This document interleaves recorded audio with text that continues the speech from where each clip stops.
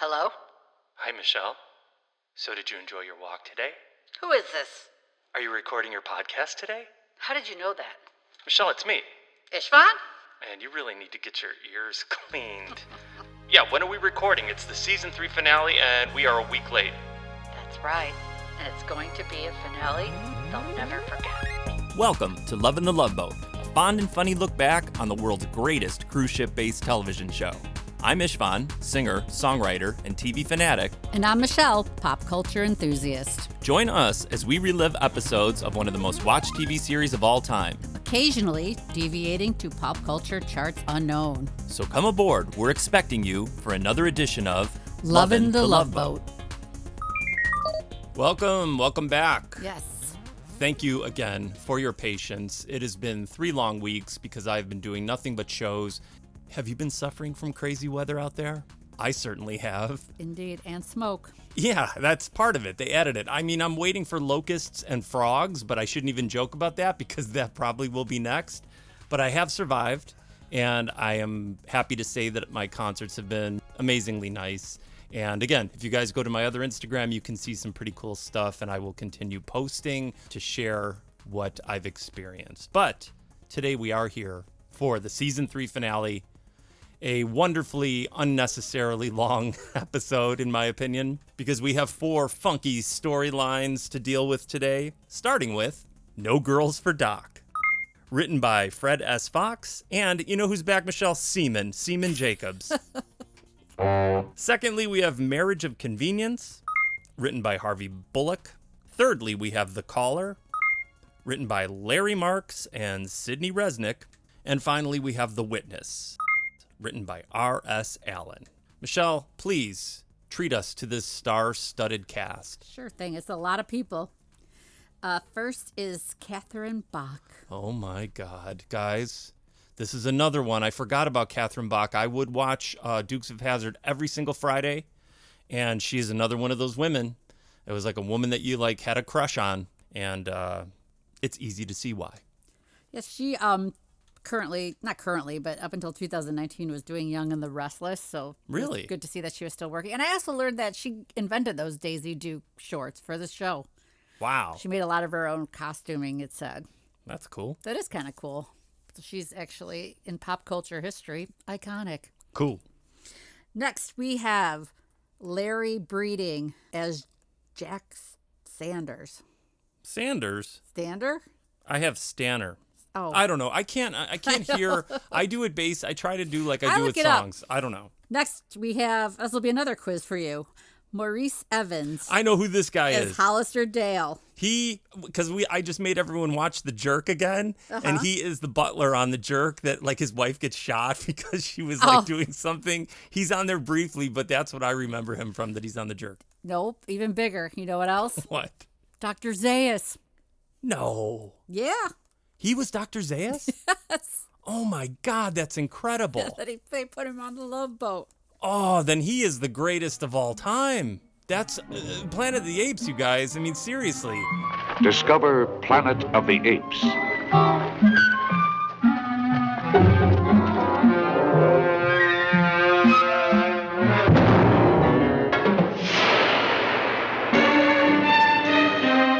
A civilization where humans run wild in the jungles.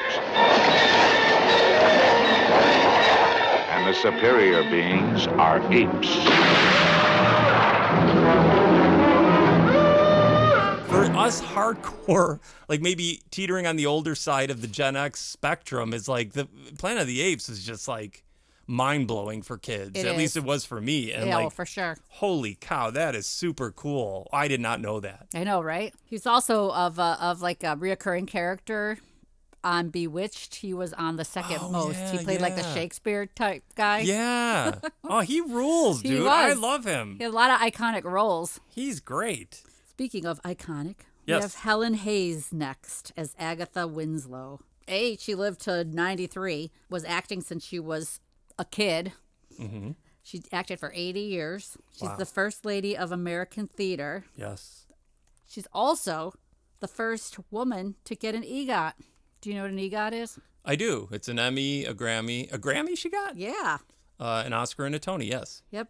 She was the second person in general, but the first female to get that. God, that's great. Yeah, so she's pretty accomplished. Cool. And next, returning again, James MacArthur as Scott Yeah. Burgess. It's the Yes. second time this season. I liked his previous appearance better, I'm going to be honest, but it's nice to see James back on the scene. Yeah, I won't get into him too much detail this time, but he was, his biggest thing was obviously Hawaii Five-0.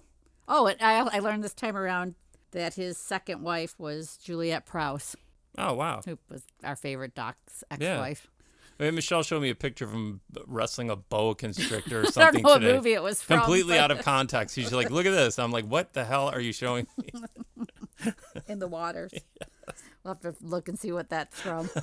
I'm not sure that was Hawaii Five-0. All right, who's next? Come on, we got a lot of people. John McCook as Mark Bridges. Who's that?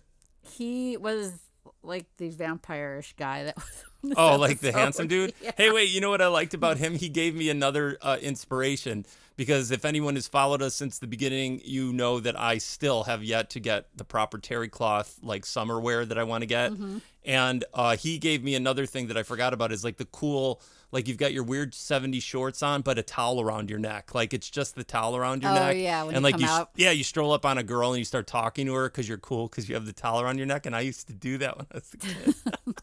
when I used to go to the pool. I was just saying, unless you're coming from the Seawood Spa. Spra, what are you talking about? Spa! You said spra, you dork. Keep going. Okay. Also, he was also on Bold and the Beautiful. He seemed like he'd be great on something like Yeah. that. I think he's still on or he just got off. It's set up through 2026. Next up is Mildred Natwick.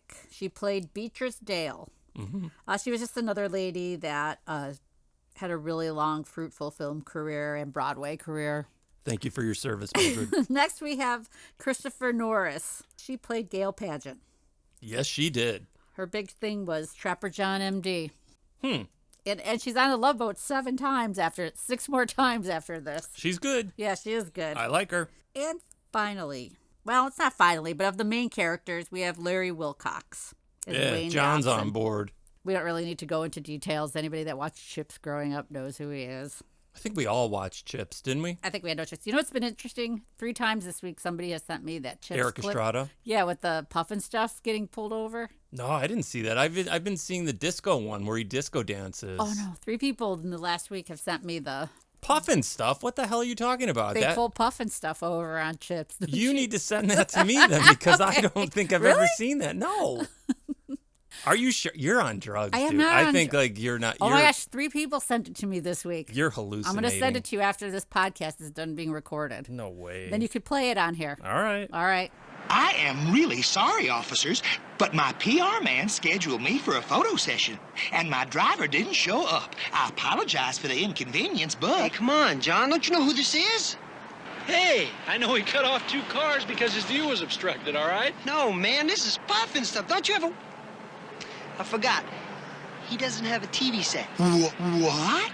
No TV? And you're gonna write me a ticket? Okay. I'm not going to write you a citation. I'm just going to give you a warning, tag your car, and you can walk back to the television station and get a ride to the photo Thank session. you, officer. I will. Thanks a lot, officers. Bye-bye. All right. Wait. You're last, right? Who else? Well, we have 3. Actually, 3? Internet Movie Database listed the 3 secondary players, but the first being my all-time favorite, Yes. Martin Short Yes. as Melvin. Melvin. Why they didn't credit him, I have no idea. He had a bunch of lines in He this. did have a bunch of lines, and he was kind of part of the plot, right? It is so I don't understand it. Why do they do that sometimes? It doesn't make any sense that certain people that have speaking roles they do not credit like in the beginning of the show. It's bizarre. It is weird. But as anybody who knows me knows, I love Martin Short. As do I, but I don't, nobody can like Martin Short as More much than as me. Michelle.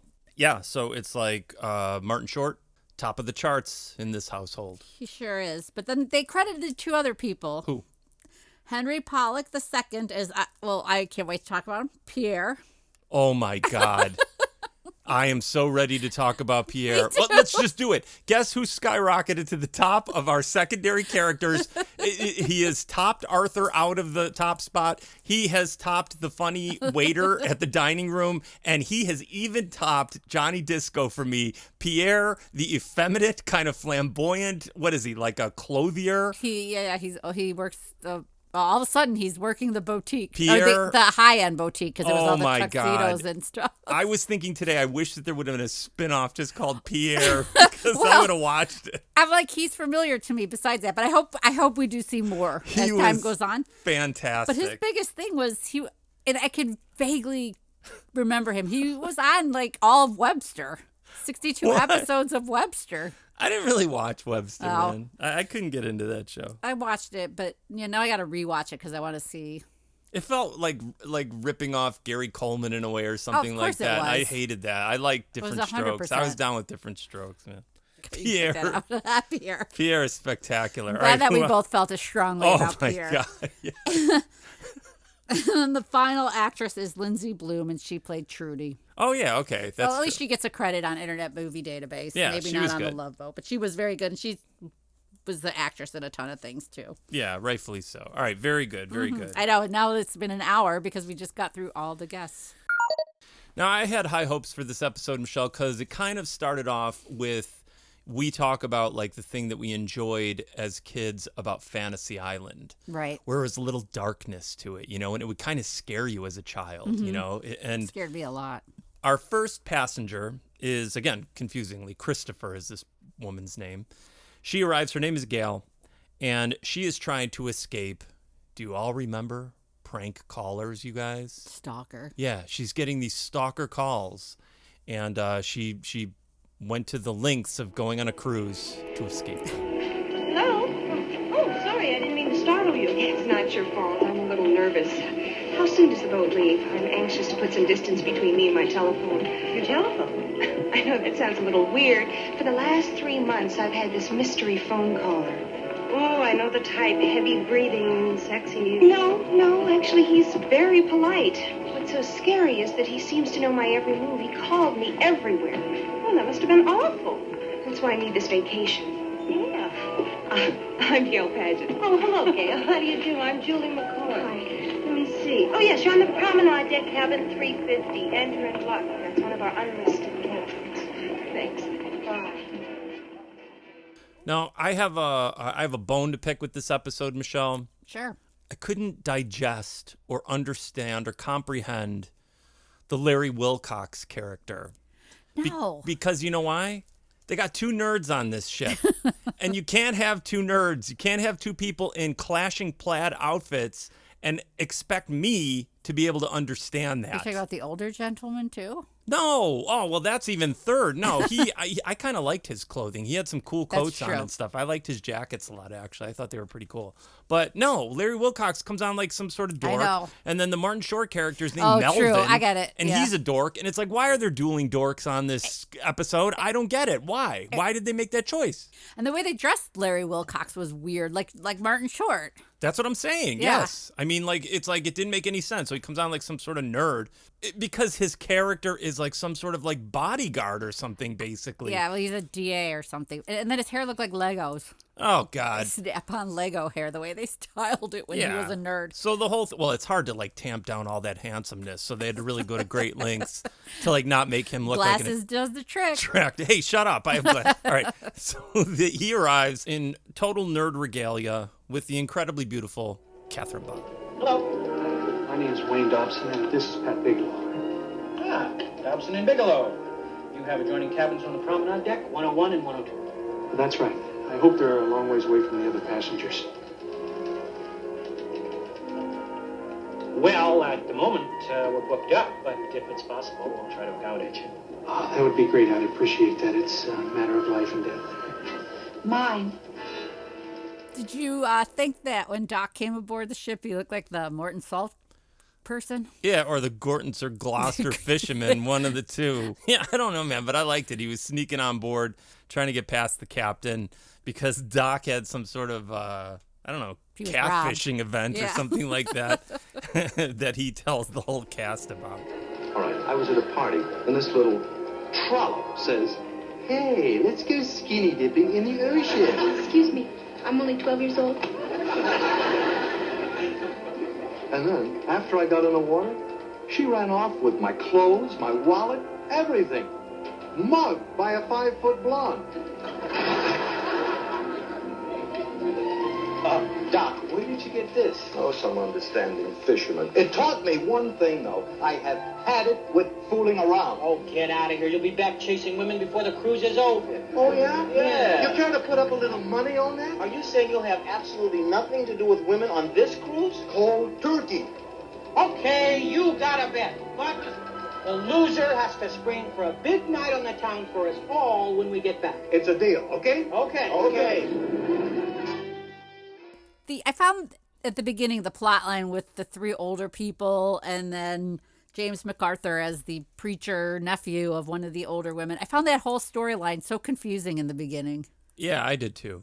I actually kind of found it confusing throughout, really. Because don't they say that they're brother and sister? Yeah.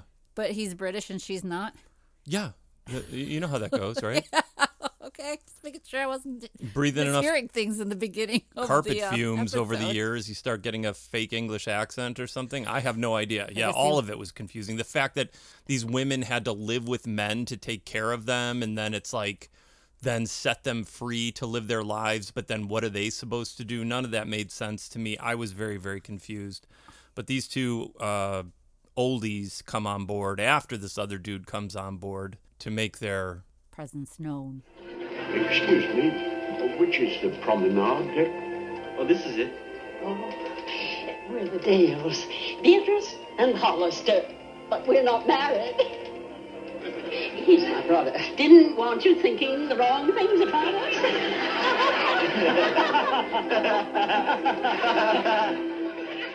So, yes. Helen Hayes, a.k.a. Agatha, she's cute.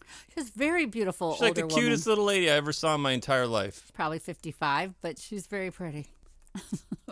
She comes on board, and the captain spots her. It turns out her husband, her late husband, was like his mentor. Agatha?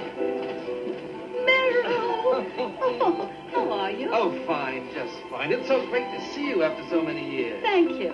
Are you still Agatha Winslow, or did you remarry? No, it's still Winslow. Still the merry widow. Or moderately married. Excuse me, sir. Yes. The weather advisory. Thank you. You're busy.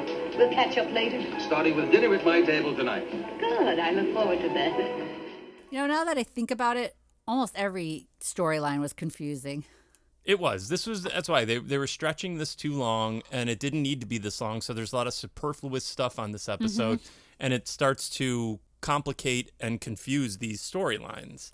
The first people, at least we get like some backstory on them in their cabin. Catherine Bach is some sort of witness, and like this dude didn't make sense though because he wasn't armed or anything like that. And it's like if you're afraid that someone's gonna like murder someone, how are you gonna stop it?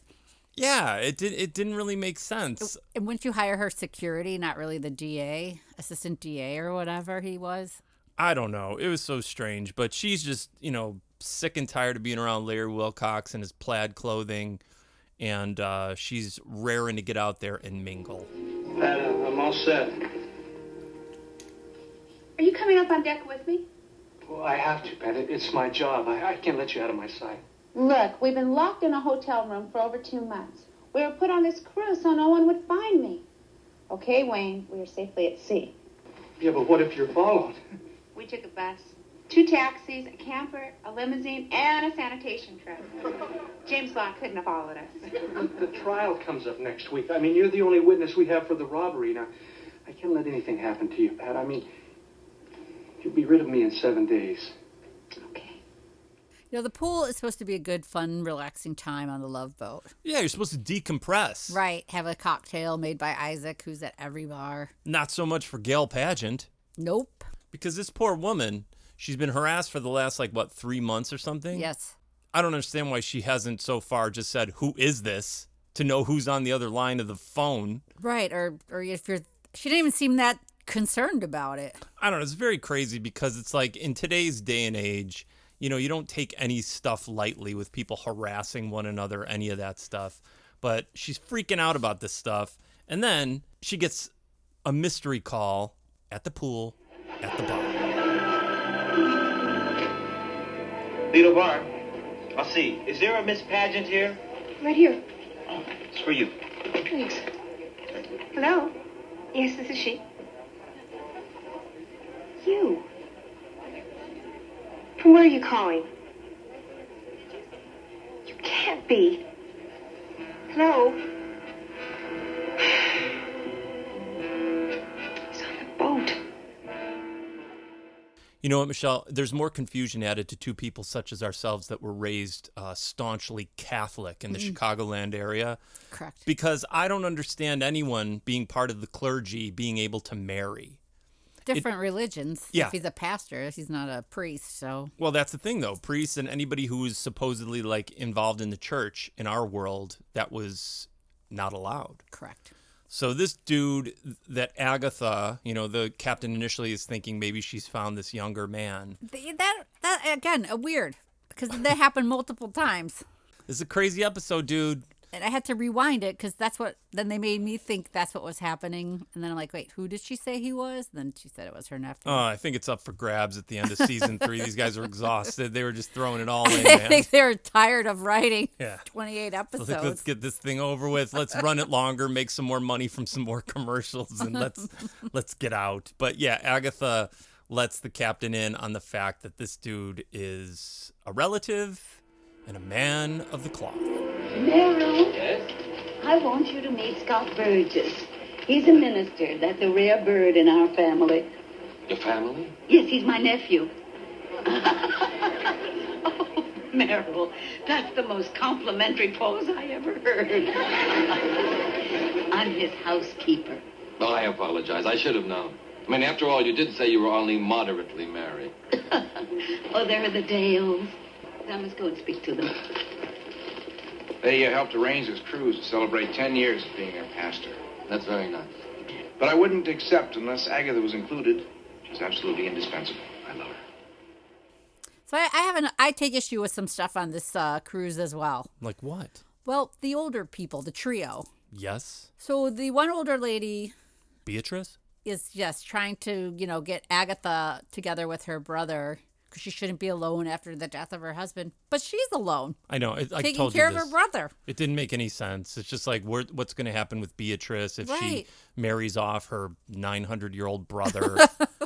And it's like, if you've been living this long this way, you may as well just keep going. Like, why rock the boat? Dude's obsessed with rugs. It doesn't really matter.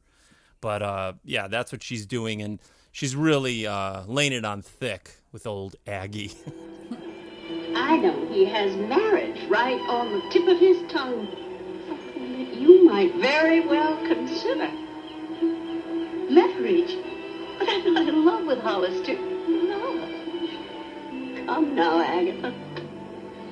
Personally, I'd be thrilled to settle for warm companionship. I'd want to love a man as I did before. Tenderly, intensely, even passionately. Agatha, remember your age. What has age to do with it? I still have the same emotions. I still want it all, and I don't see any reason why I should settle for less. I can think of a reason, and a very good one. Scott Burgess. Scott, open your eyes, dear. Scott, he's young. He needs a wife. But he'll never bring one home as long as you're there. He knows you'd insist on leaving to go off to some lonely existence. He could never be party to that. But I'd never stand in the way of his getting married. Just your being there prevents it. Why do you think he insisted on your coming on this cruise? Because he knew Hollister would be along. That poor young man is just hoping and praying this'll bring you two together. I mean, I'm going to ask early on, did you guys like this episode? Did you watch this episode? Did it make complete sense to you? Because I was clinging for dear life throughout this whole thing. Because Larry Wilcox, not surprisingly, has fallen for Catherine Bach. And but she is not digging him. And it takes a whole crazy turn because it's like basically like doing the typical, like, we're going to transform you into like from an ugly duckling into a beautiful swan. But also that, Isaac is basically solely responsible for these two being together. Mm-hmm. None of it makes sense. It's all very like out of the blue kind of stuff. But we need to begin this confusing journey by Larry Wilcox confiding in a bartender. Oh, hi, Mr. Dobson. Oh, hi, Isaac. Can I get you something to drink? Yeah, 2 Mai Tais, please. 2? Oh, I'm sorry. I'm always used to ordering for Pat and me. Well, what's she doing way over there? Well, she just wanted to spend a little time by herself. See, for the past 2 months, we've been locked up in a hotel together day and night. I'm afraid to ask the next question. Oh, no, this is part of my job. That's your job? Listen, what are you doing? How can I get in on it? No, I'm assistant DA. See, she's the only witness we have for a robbery. I'm guarding her. My mother was right. She always said I would enjoy being a lawyer. She's the only witness I've ever fallen in love with. Believe me, they're not all like her. You mean old Cupid struck at that little hotel room? Well, unfortunately, he only hit me, but as long as we're stuck together, I guess that I can still have hope. One thing I do like, Michelle, is the use of telegrams. Yes. They had telegrams. Many, many phone calls are going on this, like, I don't know if there were ship to shores like we like, but there definitely was a lot of phone conversation taking place, a key element to this. And again, the great, great telegrams. One day I'm just going to send you a telegram. I was going to say, I would hope somebody will send me a telegram one day. I'm going to get it at some odd time. Oh, like I'm getting my, a pedicure. Oh, a telegram has arrived for me. That'd be so great. But I do like a telegram, and as soon as he got that telegram and his choice that he made, I knew there was going to be trouble. Attention passengers, we hope you're enjoying this episode of the Lovin The Loveboat podcast. Be aware that your listenership is appreciated and that your generosity keeps us afloat. So please consider tipping your hosts via our Venmo. Or GoFundMe. Links to our Venmo can be found in the bio section of our Instagram or in the episode description of the show wherever you listen to the podcast. Thanks again, and now back to the episode. Michelle. Yes. I'm going to hand you a telegram right now. What does it say? It says, meet me at the Seawind Spa. I love the Seawind Spa. Well, you're going to love it even more because your beloved captain is wearing all blue, some weird all blue sweat outfit. And he's doing 4,000 reps of 2 pounds, like a million. He's really working on his definition because he is doing so many repetitions. And Doc is trying to he's rowing, but in his uniform. The frustration out of his system. And they both have kind of a fun moment. I like when Doc and the captain kind of buddy up with each other. I do too, and I like how the captain's kind of getting shady a little bit. Competitive, I guess. Shame you gave up women. All this training wasted. We were going to enter you in the Olympics. It's all behind me now. I'm determined. I'm a man of steel. Of course you are. Only wish I could get a piece of Gopher's bet. Oh? Would the good skipper consider a separate wager? I'm against betting on moral grounds. Unless, of course, it's a sure thing. What'll we bet? How about custom-made dress uniform? Steep, but I'm sure you can afford it. Like you stated before, Isaac is now involved in the Larry Wilcox story. Now Julie's involved in the stalker story. Yeah, this Christopher woman was telling her all about the terrible phone calls, and Julie could relate. Of course, how many people have stalked Julie? I mean, they're so nonchalant about this. But even I guess Julie. Maybe in that time, though, seriously, women had to endure so much toxic masculinity and behavior. But she did keep saying he was very polite, so maybe that's how they toned it down. I have no idea. He wasn't threatening her or anything like that. Again, why she couldn't just ask, who is this? Right. And this could have been over a long time ago, but she doesn't. Maybe you're so shocked that you can't think of the obvious, but she gets a call in her room, and it is this, what would you call him? What is he, a stalker? I don't know what this dude would be. It's seeming like a stalker right now, yes. Yeah, and so he wants to have a date at the Pirates Cove. Hello? Yes, I know who this is. Saw me on deck. Liked my bathing suit. What? You want to meet me tonight? Well, maybe it is time we met, got acquainted. Let's say 8 o'clock, Pirates Cove Bar. I'm looking forward to it myself. Why did you do that? Because I'm going to teach him a lesson he'll never forget. Hey, Michelle. Yeah? I got the first of many Doc Block box. I'm talking Doc Blocks and specifically to Bach. And we got a Doc Block Bach coming right now. And that's because Larry Wilcox, he's in love. And he doesn't want this other like vampire guy that you talked about with the towel around his neck getting a hold of her. And so he's trying to like make stuff up to foil her romantic plans. Okay, maybe I better let you get your big date started. Okay, get back, There's somebody out there. Are you sure?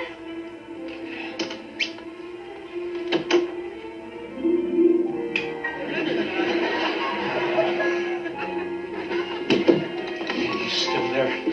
Looks awful mean. Maybe we better cancel the dinner tonight. Yeah, well, I mean, if they're out there on the boat, I can't let you go by yourself. Perhaps we could have a nice, quiet dinner in here. Or room service. Dinner here? What a great idea. Yeah, we can call Isaac. And I'll call Mark, and I'll just invite him down here. Yeah, we can order some champagne. Mark? Sure, you'll be in the next room. I'll be perfectly safe. Here? Look, I'd love to go out to dinner, but I don't have much choice. And with you next door, I'll be fine. How will I know if you need it? Like I said, I'll yell. But with Mark here, I don't think I'll be wanting any help. Yes, operator. Would you connect me to Mark Fridge's room? Excuse me. Maybe there's another way. I know how much it means to you to go out tonight, and I'm more than willing to let you go on one condition. Anything. Again, I don't understand why they didn't give Martin Short a credit, because in this like next scene in the Pirates Cove, he is speaking. He's with the dudes, man. He did some shtick with Gopher and Isaac. That's right. Where he rips his tux, which makes no sense because he's a very thin man. He's very tiny, so would they give him a child's tux? It didn't look like, see, that was also confusing because the tux looked big to me, not small. And then he fake ripped his pants, and then they had to waltz him out of there. But that sets up beautifully. It tees up. He's sitting there by himself, all dressed up. Maybe he's just getting a start on the evening. And then this beautiful woman comes in, and he introduces himself. And, of course, she mistakes him for the stalker. To be even, I guess I better tell you my name. I'm Robert Redford. I'm Jack Standard. I was watching you on deck earlier, and I was trying to figure out a way of introducing myself. Well, finally, here we are. Yes. Here we are. Finally. Did you have plans for dinner? Mm-hmm. Oh. I planned to have dinner with you. A private little dinner down in my cabin. If that's all right. Certainly a special typewriter. Shall we say 8:30-ish? Sounds very promising. It'll be a dinner you'll never forget. Hey, Michelle, let's just cram some more stuff in this episode, shall Sure. we? So, like after the guys did a little shtickle with Martin Short, then they're at dinner together, and they decide to tail Doc because they don't believe That he can give up women? Yeah, that he can resist women for one day, like literally a day. So that becomes an ongoing trope on this this cruise. So, Doc, still alone, huh? Well, I gotta hand it to you, spending the whole day without any women. Oh, that. I don't even miss him. Well, then I guess we can expect you for the poker game later. No, I think I'll skip it this time. I want to finish that book I'm reading on cardiovascular research. Fascinating. Finish your book? When he leaves, I think we should follow him. Are you saying that Doc would meet a girl on the side, have a wild time, not tell us about it, and still collect on the bet? When he leaves, we follow him. Can the stalker stuff get even more confusing? I have an answer for you. Yes. But let me just go really quick. This is the second episode also where somebody is polluting the ocean with clothes.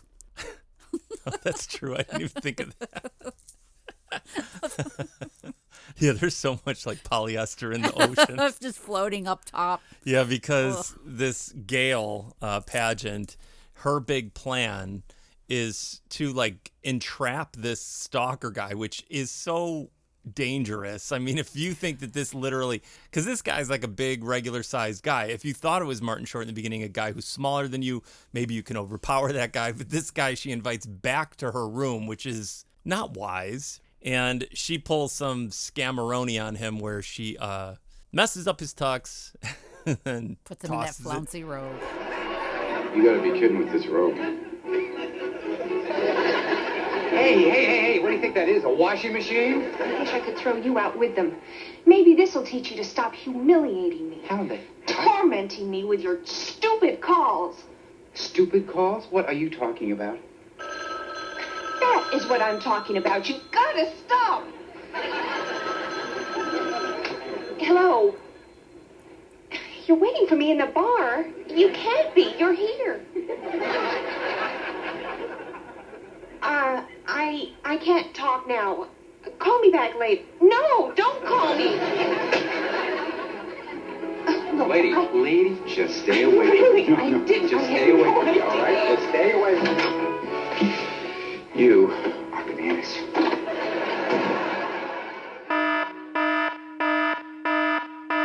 Guys, very quickly, very importantly also, number 2 of the Doc Block Bach.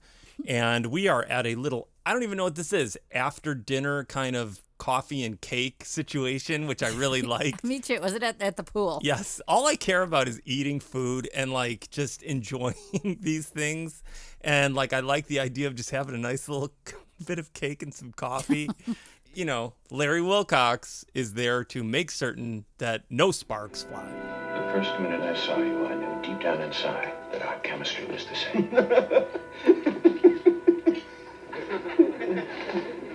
I'm sorry, I just thought of something funny. Who is he? I really can't explain, but just ignore him. We'd be so good together. A Leo, a Taurus. Pass the cream, please. You're so beautiful. Thank you.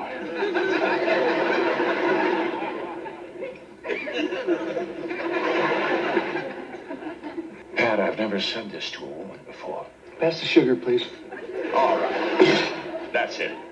It's been a lovely, romantic evening with the two of you, but I'm leaving. I hope you find a fella you can both be happy with. How could you? Well, I had to. I can't drink my coffee without sugar. Don't you ever speak to me again. Hey, Michelle, one thing, we've always talked about like the, you get anxiety in weird places. Yeah. And I understand because I can't stand the Three's Company scenarios, you know, the overhearing something and it's incorrect. Misunderstanding, yeah. Let's just call it a furly. Let's call it a furly. That's what is about to happen because the guys are like tailing Doc. And Beatrice actually gets a little too much sun. How? I don't know. She had all her clothes on the entire time. Polyester on. Yeah, so it seemed like she was fairly protected from the rays. But they do that. And like the Love Boat really then created that kind of in a way, or at least perfected it, because Love Boat's before Three's Company, right? It's around the same time, I would think. Was it? Yeah. Oh, so it was parallel. Probably. All right, well, it's a parallel Furley situation. Could be similar writers. But you know what? Why? Okay, if you're a doctor, okay, wouldn't you just allow a patient to slather on their own lotion? Yeah, and they were making him make weird sounds while he was putting it on. I know they were trying to make it seem like he was with a woman, but like it was disturbing to me, the sounds he was making when he was putting the lotion on this older woman. Guys, I'm going to play this. My apologies. Oh, you must think me a very foolish woman. No, don't feel guilty. Oh, it feels so good. But we mustn't forget the neck. Very sensitive area.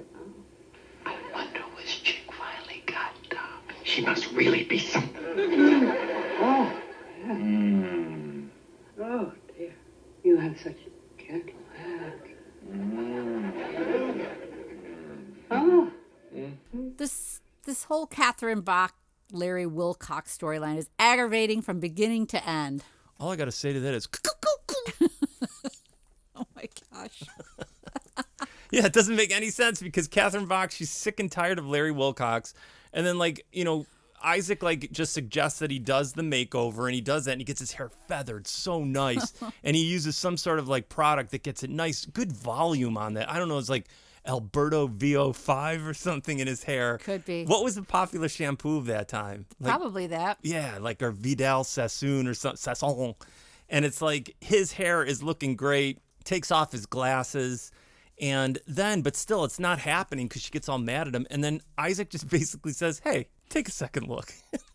But she should have been mad at him. He lied about everything. She doesn't even know that part yet, but it's just like, I think she was wasted. I think they put something in her drink. I don't know what was happening, but that's all it took for her to like rethink everything and then decide that she likes Larry Wilcox. I thought that was weird. Crazy.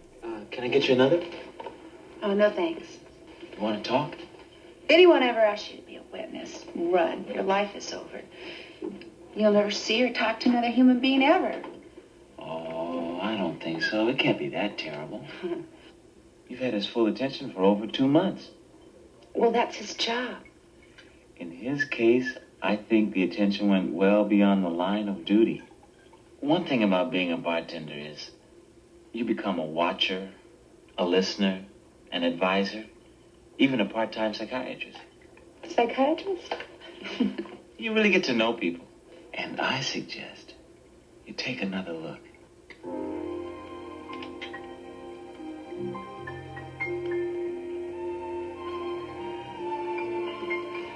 Do you really think so? Listen to the doctor.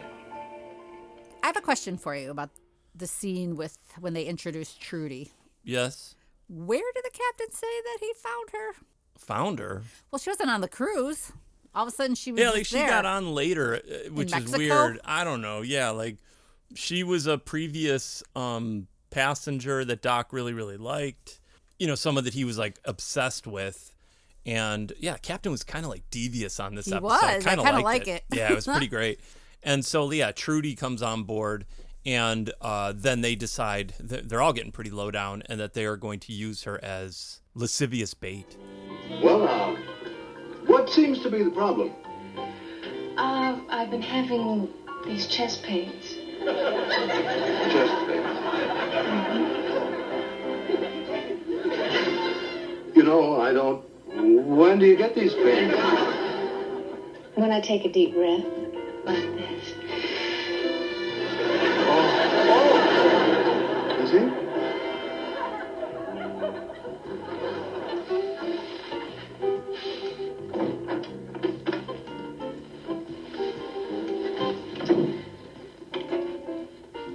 Well, He told me to take an aspirin. That's it? That's all that happened? You mean he resisted you? I guess he is a man of steel. Hey, Michelle, 2 things I did not like on this episode. Yes. First and foremost, early on, there was a very hairy man with no shirt on jump roping. Did you notice that man? I did, in the green shorts. Yes. Like right in the middle of the area where everybody... Why would it not go near the spa? Why don't you throw a shirt on there, buddy, with your hairy, hairy chest? Because why would he? It's the Love Boat. The Well, women so are what? in their bikinis. A guy could jump rope. Well, I don't like the fact that he's trying to steal focus from Bernie Coppell's jump roping prowess. But he did get to jump rope in this episode, too. I know, but so what? What are they trying to do? Maybe like they love, it just shows Fitness. how, yes, and that they really are trying to kick off the jump roping craze of the late 1970s. Well, so they're getting remember- more men to show that it's not just for girls, guys. You guys can jump rope too. Well, did your school ever do jump rope for heart? I think so. Or like you would jump rope for charity? I think so. We Actually, did. now that you say that, I do kind Jump of vaguely. roping was Yeah. big back then. The other thing I don't like is when a telegram leads to disaster. And that's exactly what's going to happen because stuff magically turned around. Larry Wilcox has got the beautiful lady, and then he reveals, thinking like it's not going to be any big deal, that the whole case is off, and she is rightfully what? Angry. For the first time, I'm really glad to be in protective custody. What a great way to start a relationship. The nice thing is, we can't get away from each other. I hope this case drags on forever. And when the case is over, you still want to see me? I want to keep seeing you for a long time, Wayne. Good. Guess I did the right thing then. This came the first day. They're pleading guilty. The case is over. Why didn't you tell me? Well, if I had it, we wouldn't be standing here right now, so all worked out well. How could you do this to me? told you. If I hadn't told you about this... You mean last night with Mark, there was no reason for you to be there? And there was no one in the corridor either, was there? Guilty, but I told you if I had... Don't you touch me! Don't come near me! And don't you ever speak to me again, Wayne, and this time I mean it! Now, Michelle, this is a wacky episode. Correct. But there is one part that I liked, like as far as like it being substantive, and that was the Agatha thing, you know, the older woman. And she lost her husband. This was like the love of her life. And then she's being pushed together with this other guy that she doesn't really like. And I thought it was really interesting because it deals with being older. Mm-hmm. It deals with loss. It deals with relationships. And it deals with people's hopes, desires, whatever it is that they want out of a relationship. The only thing that I found fault, not even fault with, is just after all is said and done, you know, I disagree, just like how Agatha felt like with like wanting to get married to this person, right? And she was about to compromise because of the complication of like living with her nephew or whatever. Well, they had convinced her that she was keeping him from finding a wife. Right. But the whole like wanting to find love, all that stuff, I still think like, you know, it's nice to have a companion, and everything doesn't need to be like I'm going to get married to somebody. And maybe you just spend time with someone, just to have some fun and have somebody to go and do things with. And it's just like, why is that not a possibility? Why does everything have to be, you know, one or the other? Yeah, like why couldn't the three of them just do things together, Yeah, like go on cruises and do stuff? But that's the thing, like they did have, we love when they're in the control room, the captain had, I like that they had like the coffee. Yeah, machine. his own coffee little maker in there. I knew you were going to like that the second I want a coffee he offered her a cup of coffee and it was a little percolator. I like when you press the little knob thing and then yeah, it we goes, had one of those when I was a kid in our I house love for that. parties. Do you know how bad I wanted a Dixie cup dispenser in my house when I was a kid? I had that too. Crew, we're going to surprise Mom with some homemade lemonade. The surprise was no one got hurt. Next day, up went the Dixie kitchen dispenser. Every Dixie cup's unbreakable, shatterproof, chip-proof, child-proof. And you never washed anything named Dixie. So relax, Mom, and enjoy your lemonade. Dixie kitchen cups. Safe, unbreakable, pretty, practical. If it isn't Dixie, it just won't do. Oh, of course you did, you Polish princess. I did not. And I wanted it so badly. And it's just like, I love the idea of like, you know, like the water cooler type thing where hot or cold comes out. And he had his like coffee urn thing. That was the best in there. And that's when you have a serious conversation. Coffee's involved. And they do have an actually pretty nice talk together, Captain and Agatha. You know, Meryl, getting older isn't really so bad. You can relax, be yourself. Yes, age can be handled. But uselessness, that's the crusher. Well, I can't imagine you ever being useless. Oh, it happens, despite your best efforts. And you really miss the feeling of doing something, of being able to give. You're always getting, not giving. Getting a seat on the bus, getting help to cross the street, getting this, getting that. All well intended.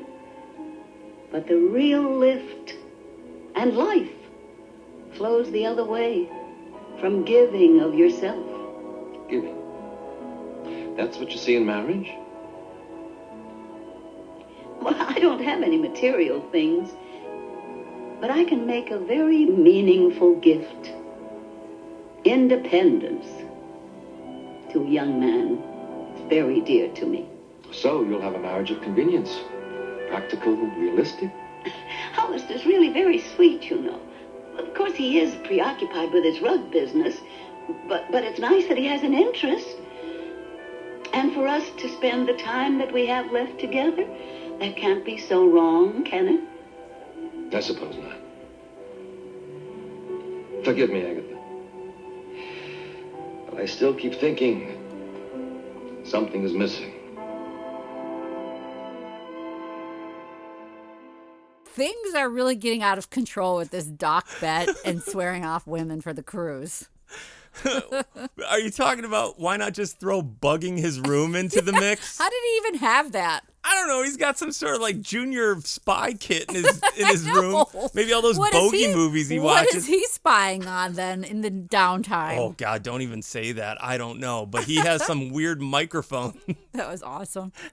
How was that even attached? It was just taped. He had it attached to his stereo. I don't know what the hell he was doing. But it had that little wire at the bottom. I don't know. It's totally nuts. But they don't trust Doc, and so they bug his room. And Doc's too clever for that. And he turns it around. And this is a pretty funny scene, I thought. Who is it? It's Gopher. It's important. All right. Just a minute. What can I do for you? Nothing. Just a friendly visit. Looking for something? No. Just comparing cabinets.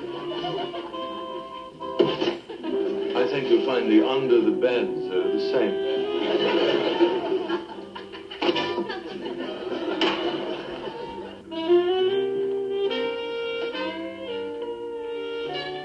Okay, get out of there. Oh, trying to get rid of moths.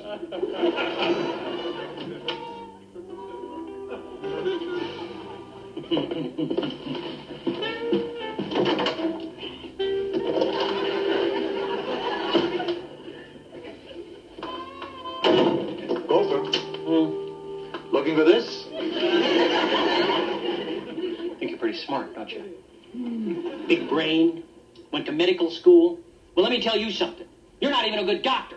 Because if you were, they'd let you practice on land. Michelle. Yes. Are you ready? I'm ready. Because, ladies and gentlemen, it is time for the official Melvin reveal. May I cut in? You gotta be kidding. Not at all. I believe those are my kisses. Do you know him? No. Woman, your name is Fickle. We had a date. We did? For 3 long months, I have been faithful to you, dialing my fingers to the bone. You're the mystery caller? Not once in all that time did I ever phone anybody else. And I was considerate. I never called after 11 at night. We had a dream relationship on that telephone. Now you put me on hold. Wait a minute. I know you. The office. You're Melvin from the shipping department. That's right. But I have licked your last label. Get back your unlisted home number, your mother's number, your dentist number. We're finished. This is the last time I reach out and touch somebody. I was curious about this though, Michelle. Like, I was wondering, like, was Martin Short already on TV by then? Did he have like any kind of like television or film credits? Was SCTV filming by this time? Oh, then it was. Were they filming then or no? SCTV. It would, yeah, I think so. And then like if you read his autobiography, he kept trying to come to California and get like parts, and sometimes it would work out and sometimes it wouldn't. So I think this was just him trying to get a part. But it's a pretty big part. This is a huge show. I mean, this is I would imagine a great opportunity for an actor back then if you got some small part or any part on The Love Boat. That would be really cool. But this is his big scene where you finally reveal who he is, what the whole deal is. It's totally crazy. And none of this really made a whole heck of a lot of sense to me. But it's nice to see an early sort of incarnation of Ed Grimley.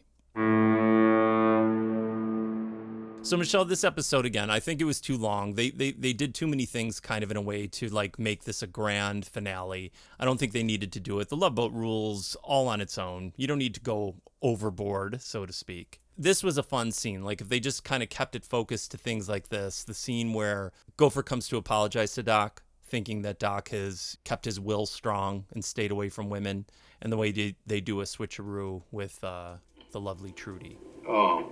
This isn't another raid, is it? No, Doc. You win. Came to apologize. It really wasn't fair of me to make that bet. I knew I couldn't lose. So, I'm not going to hold you to it. The bet's off. You're kidding. I mean, you're going to let me out of it? Yeah, and the captain, too. Oh, Doc. Gee, that's very nice of you. Hey, we're all pals, aren't we? I can't believe you did it. Willpower.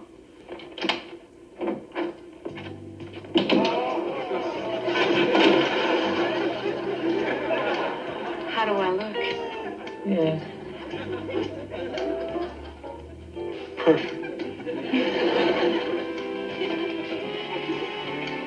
It's funny, when I saw you in the office, I thought for sure you weren't interested.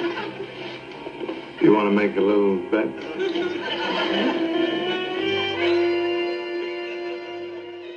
And Michelle, another scene that kind of mirrors the one with Doc and Gopher and Trudy, Mm-hmm. I would say is the way that they, quote unquote, resolved the Larry Wilcox, Catherine Bach relationship. Because it makes absolutely no sense to me Nope. of why she would now think that she likes Larry Wilcox. Yeah. But the way that they did it was actually pretty good, where it was kind of funny and kind of germane to like the whole thing that they were dealing with as far as like intrigue and danger and stuff. That I liked, but it just really, like, their relationship left me very confused. Why don't you let me help you relax? All right. Why don't I slip into something a little more comfortable? Good thing. What are you doing? Oh, this door has to stay open. You see, I'm in protective custody, and Wayne is assigned to watch over me. Yeah, Pat, I can take care of you now. There's absolutely no reason for you to worry about a thing. I'm afraid there is. All right, look. Whatever might happen, I can take care of it. I'm a black belt in karate. Look, I don't get any of this. Oh, it has nothing to do with your ability. It's just that, so I can hear the shots. What shots? You know, gunshots.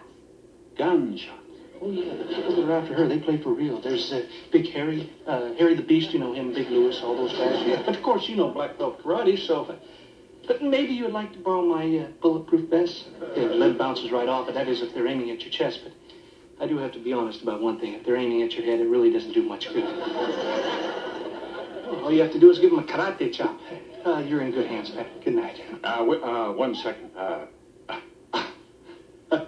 Look how late it's gotten. Do you really have to go? Yes, need to get my 8 hours. Nice seeing you both. All right? Thanks. Oh, anytime. All right, Pat. Wayne? I've really been a dummy, huh? Very pretty one. Can we go back to where we were before you showed me that cablegram? What cablegram?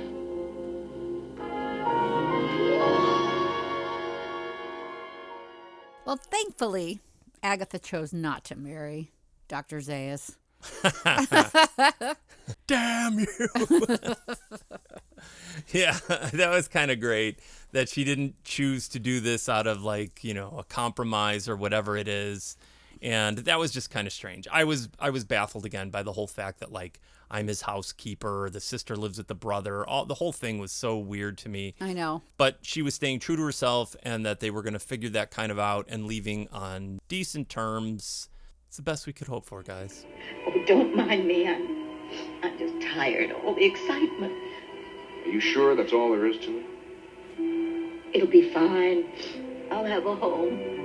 And you'll have a chance to find a wife. So that's it. We have to be realistic. It's best for everyone. But it isn't. We've each been trying so hard to do the best for the other. We haven't done the best for anyone. But you have a life to lead, and I want to help. To give you your freedom. I want a better gift. Better? One with joy for both of us. So let's agree. Nobody runs off to get married unless it's totally unrealistic, super special, and overwhelming. Okay? You got a deal. From now on, nothing goes unless there's a tingle in the toes.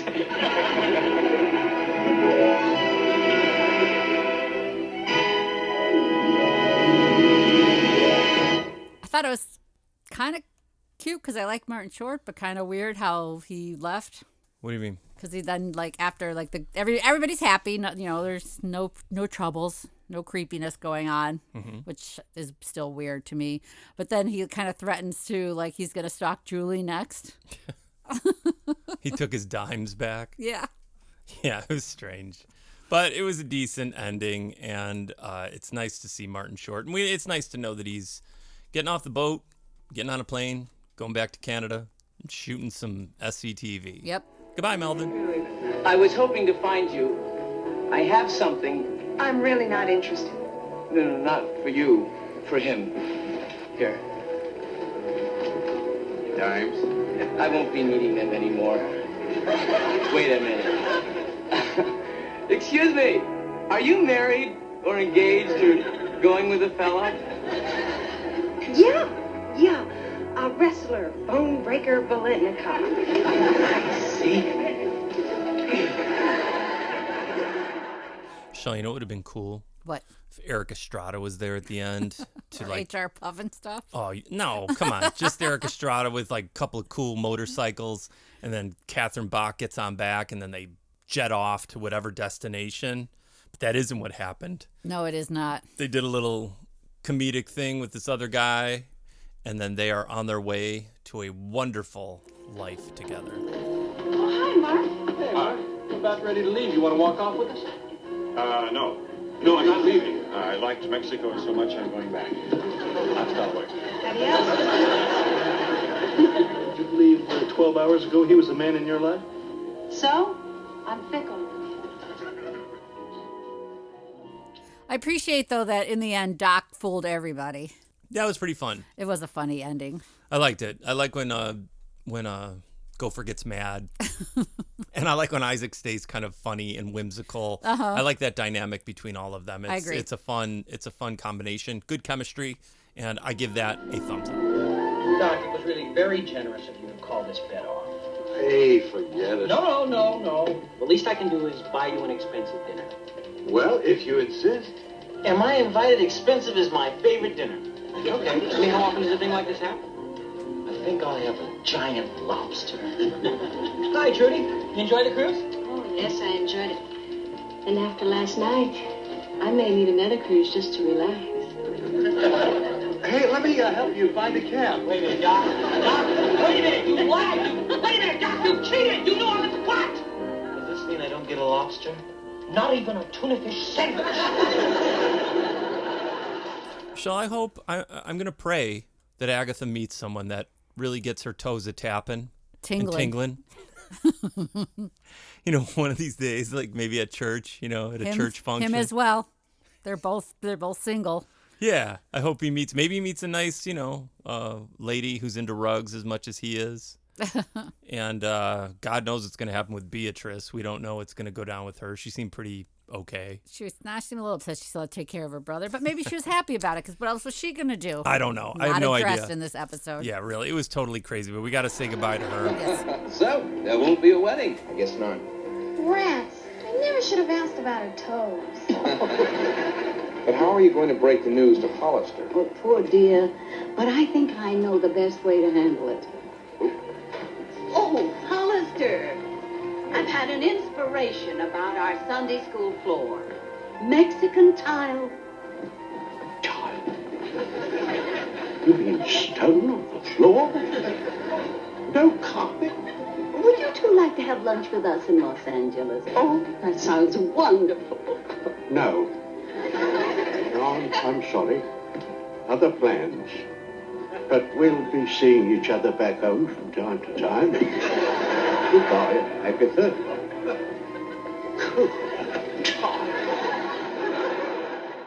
Now, guys, what did you think? We've made it all the way to season 3. Michelle's been complaining every step of the way about how long this has taken. It has been long. It has. We're trained, like I keep harping on, we've been trained for shorter things, but I like it. Don't get me wrong. Yes, and it's been great. Thank you guys for listening. Thank you for being with us. We hope every step of the way. Thanks to the new people who are listening. But you know what? We're crossing our fingers as we sail into, can you imagine, season 4, Michelle? No, I'm kind of excited to see, because now we're getting into the 80s. The 70s, unfortunately, God. the 70s charm of The Loveboat is going to go away, and we're going to get more 80s weirdness. Oh, it's going to be nuts. I don't know if I'm mentally prepared for this at all. I don't know either. But thanks again, guys. Make sure, as always, that you are checking out the Instagram and following us there. Lovin The Loveboat. Our one real true way beyond the show that we are communicating with anyone. And if you have any thoughts, ideas, feedback on any of this, please let us know. And am I missing anything? I don't think so.